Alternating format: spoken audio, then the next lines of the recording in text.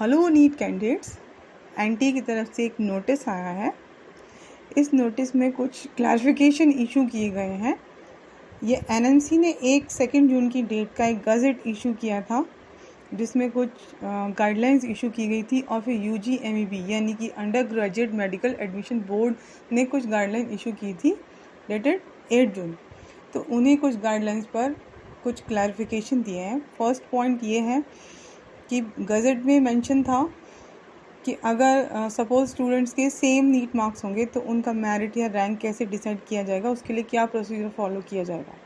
अब एनटीए ने क्लियर किया है कि जो प्रोसीजर एनटीए ने जो इन्फॉर्मेशन बुलेटिन इशू किया था 2023 का, उसमें जो प्रोसीजर मेंशन है वही सेम प्रोसीजर फॉलो किया जाएगा for deciding the merit for the tie breaking. Second, age limit को लेकर भी एक गाइडलाइन आई थी यूजीएमईबी की तरफ से। वो ये थी कि जिस ईयर में स्टूडेंट नीट एग्ज़ाम देने वाला है तो उस ईयर के जनवरी में स्टूडेंट की एज 17 ईयर्स होनी चाहिए। बट अर्लियर ये जो डेट थी ये दिसंबर का था, तो उन्होंने क्लैरिफाई किया एनटीए ने कि इसको जनवरी ना रीड करके दिसंबर ही रीड किया जाए, यानी कि उस ईयर के दिसंबर में कैंडिडेट की एज 17 ईयर्स होनी चाहिए। एनएमसी के गज़ेट में कुछ और भी चीज़ें मेंशन हैं, जैसे कि अब उन्होंने बोला एक कॉमन काउंसलिंग होगी। जैसे कि आप सभी जानते हैं कि 2022 तक 2 टाइप की काउंसलिंग हो रही थी। एक ऑल इंडिया काउंसलिंग, जो कि जितनी टोटल एमबीबीएस की सीट्स हैं या जितनी भी मेडिकल कॉलेजेस में जितनी भी सीट्स हैं उसकी 15% सीट्स के लिए काउंसलिंग ऑल इंडिया से होती है, जो कि एमसीसी कराता है। इसमें गवर्नमेंट कॉलेज, ऑल इंडिया के central universities like AIIMS, JIPMER and deemed universities के लिए काउंसलिंग होती है। और एक और टाइप की काउंसलिंग होती है जो कि स्टेट काउंसलिंग होती है। इसमें गवर्नमेंट एंड प्राइवेट कॉलेजेस दोनों कॉलेजेस के लिए काउंसलिंग की जाती है। अब ये स्टेट काउंसलिंग को हटाकर पूरा एक कॉमन काउंसलिंग करवाया जाएगा। इसका लिए कौन रेगुलेटरी बॉडी होगी अभी ये क्लियर नहीं हुआ है।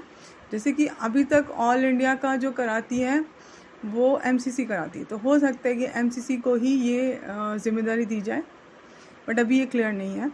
तो इसमें ऑल इंडिया की भी काउंसलिंग होगी और स्टेट की भी काउंसलिंग होगी।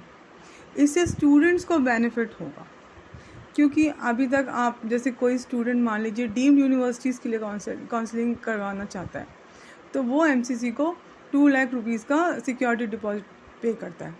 अगर वो किसी स्टेट में प्राइवेट कॉलेजेस के लिए करता है, मान लीजिए 3-4 स्टेट्स के लिए करता है, यूपी में भी करता है, हरियाणा में करता है, राजस्थान करता है, तो कहीं किसी स्टेट में 2 लाख का चार्जेस देना पड़ता है, 1 लाख का, ऐसे करके टोटल उसके 5-6 लाख इसी तरह से लग जाते हैं।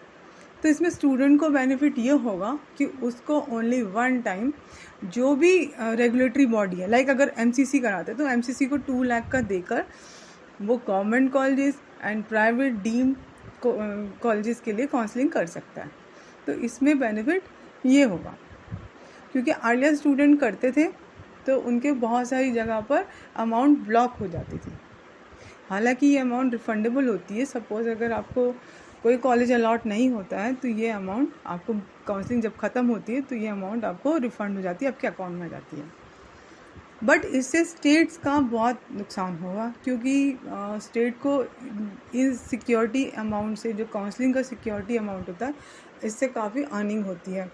बहुत बार ऐसा होता है कि स्टूडेंट्स को कॉलेज अलॉट होता है लेकिन वो नहीं लेते एडमिशन, तो उस केस में ये अमाउंट जो है फॉरफीट यानी कि ज़ब्त हो जाती है। तो ये सारा स्टेट के गवर्नमेंट के पास चला जाता है अमाउंट, तो उससे स्टेट्स को नुकसान है लेकिन स्टूडेंट्स का इसमें बेनिफिट है।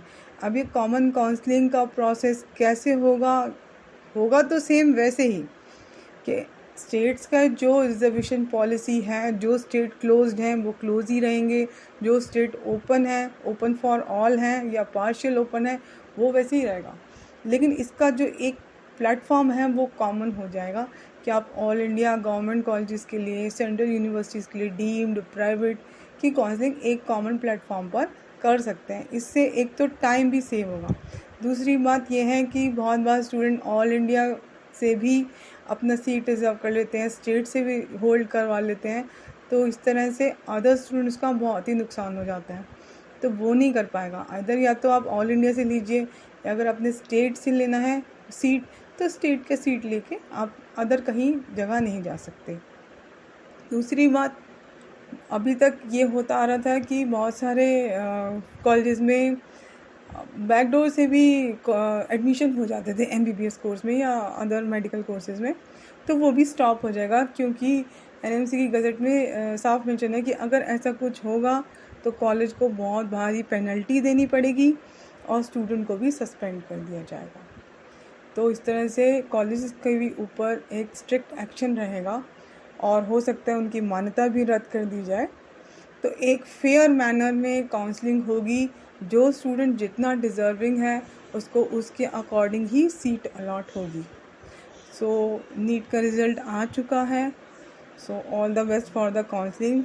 इफ़ यू नीड, अगर आपको कुछ हेल्प लगे तो आप लोग मुझे कमेंट बॉक्स में मैसेज करके पूछ सकते हैं। Okay, thank you.